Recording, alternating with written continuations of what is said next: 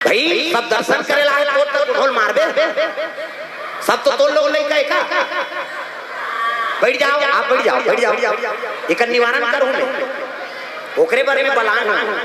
सब यहाँ गाँव आके इसने सब तमाशा करत तुम इकर घर के कोई हो है जी हाँ वो बिगड़े हुए चीजें हाँ इकर में देवी के निवास नहीं है कोई चीज के निवास है। अच्छा चीज जगह इलाज करवावे हाँ भविष्य बिगड़ गया। चल ठीक शांत हो दे पानी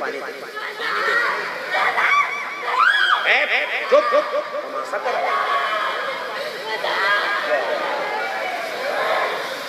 जय जा तो जगह में नहीं फिर ऐसे बांधो ना तो था नहीं नरक में जगह नहीं मिली छोड़े जा तो जगह में पानी पिया